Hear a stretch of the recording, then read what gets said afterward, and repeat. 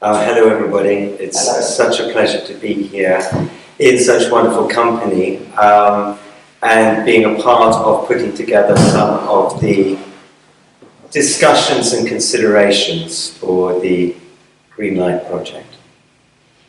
With regard to the colour green and alchemy, it really just occurred to me that my introduction to the practical aspects of alchemy as a living practical art, as opposed to a bunch of symbols and psychological interpretations of what these symbols might mean, or as modern science would consider the mad pursuit of turning lead into gold.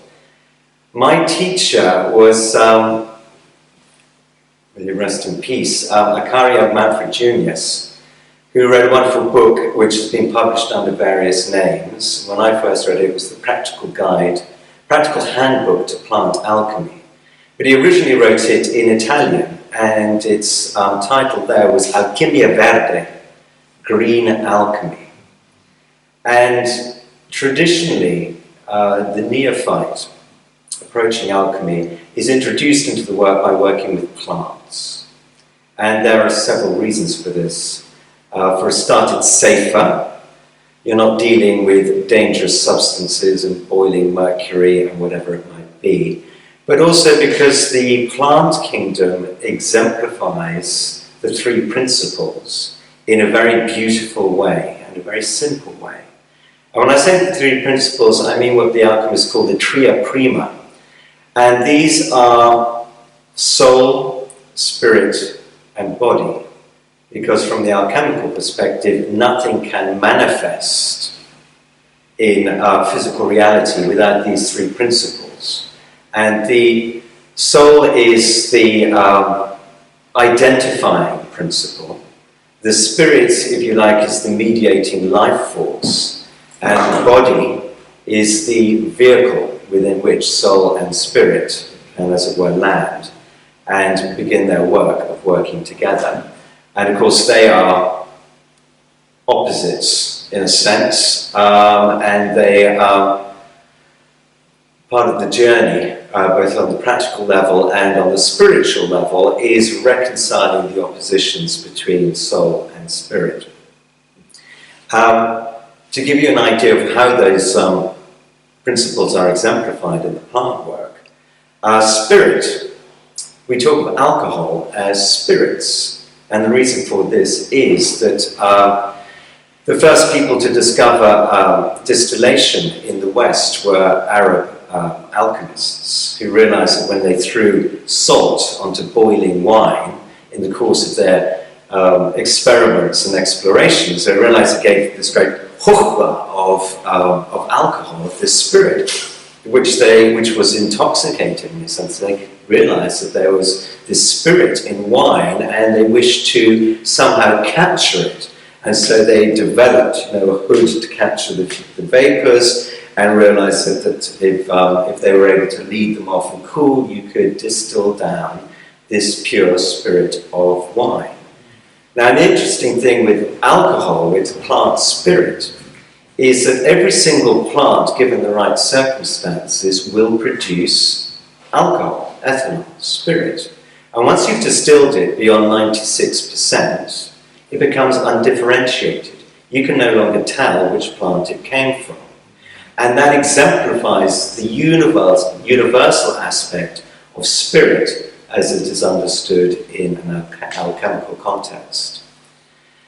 Now the spirit, the alcohol, can be used to draw out of plants what we call the soul of the plant. And the soul of the plant is that which differentiates it. Unlike the alcohol, which is undifferentiated, this soul is the aspect of the plant which identifies it absolutely from any other plant. Now in a darkened room, you can smell the difference between lavender and rose, say, through the essential oil. So the essential oil in the plant is that which is essential to it. It's its very essence, identifying essence. And that is the soul which the spirit can draw out in terms of the tincture, if you like. I won't go further into the actual processes involved in separating out the principles, but it seems to me in the course of what we've been considering today, that there is a movement from the gold, from the green, below as it were, to the gold, represented by the sun. So green is Mother Nature down here. Tom referred to this sort of twofold paradise, eternal paradise, where both the greening, the verdant springing of nature is happening at the same time as the golden harvest is being eternally gathered in. So we see this in the process of spring to autumn, the green which gradually turns to gold. And it's interesting that green is the colour of Venus, except where she's considered as copper or pure love, where that is the pink of copper, the pink of love. But down here, as the goddess of Mother Nature, if you like, she's Venus is the number 5, and the 10, the dodecan, is the number of the sun. And sun, of course, is the gold. So there's this movement, in a sense, between the Venusian and the solar. And of course, in our planetary system, what is between Venus and the sun? It's Mercury. And Mercury is this mediating principle, which mediates the above and below as exemplified in the Emerald Tablet. So the Emerald Tablet is this primary teaching, in a sense, this primary document of the understanding of what alchemy is all about.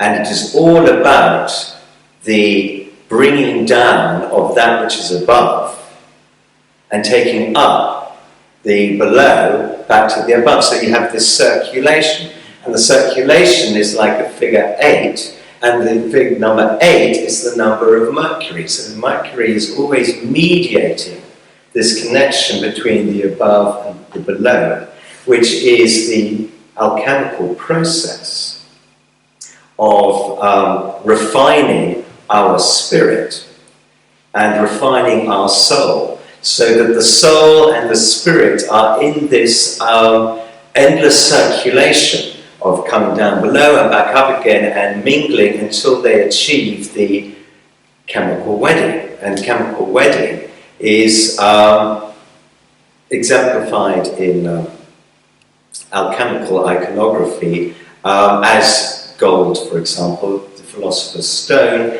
is that which will turn the base things, base metals, that which is below, into the incorruptible sun.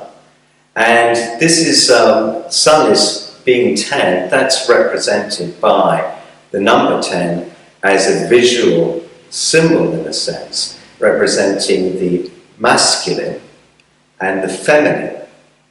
And the union of those creates the glyph for the sun, which is the circle, which is, as it were, inseminated, because the point in the middle represents, of course, the centre on the one hand, the ineffable centre, but it also represents the seed, which is the potential for the whole work to begin again. So creation is an act which comes from, as it were, nothing, or the thing which is not a thing, which, as it were, somehow, like the Ouroboros itself, which is sucking on its tail, somehow manages to unwind itself and is self-procreating, the sort of divine parthenogenesis.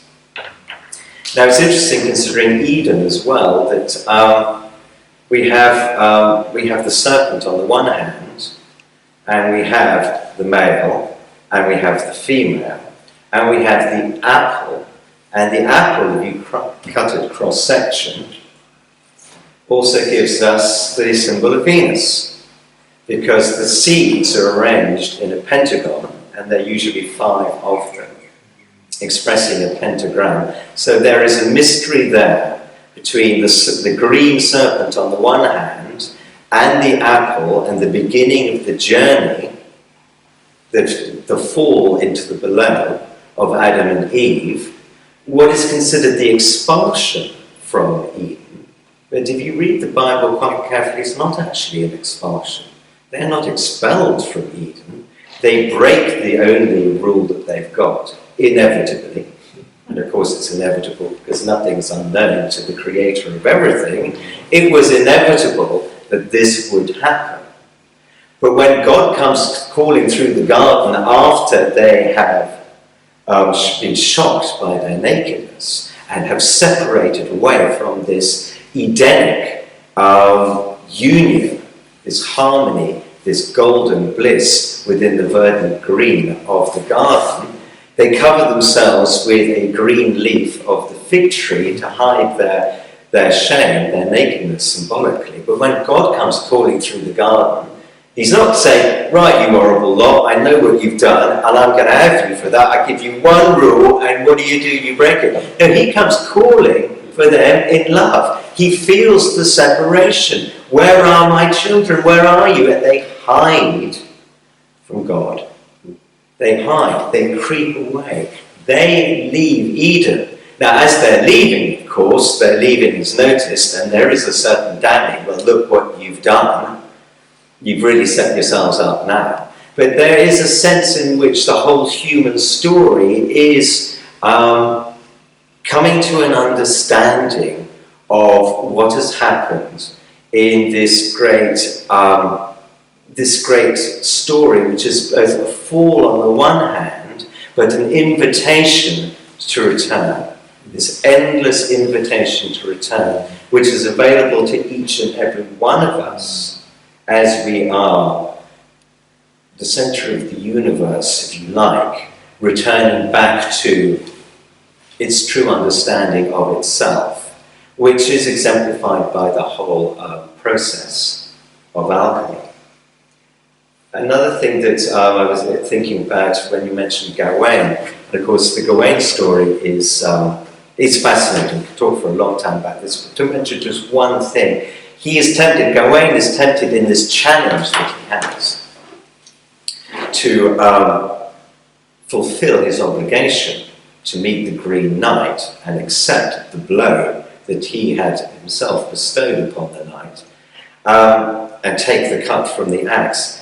He is put through some challenges set up by Morgan Le Fay, who is the colour green, as well.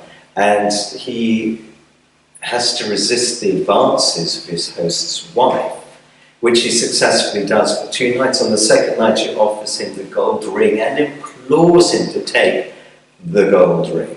And the gold ring, of course, represents the sun itself. It is gold, and it is the ring. But he manages to resist. But on the third night, he feels that he really must accept the gift that she pushes on him, which is the girdle made of entwined, plaited, green and gold silk. And he was quite right not to accept simply the gold, because his challenge is to understand the journey from the green to the gold, which is this ordeal which is working through nature. And nature is expressing itself in 2 ways, because nature is, on the one hand, always this rising struggle for life and bursting from the soil and, coming up to flower and then dying and seeding and this endless sort of writhing, competitive aspect of nature. And in Gawain and the Green Knight, nature is presented as this wild, unruly, threatening. Death is at the centre of nature.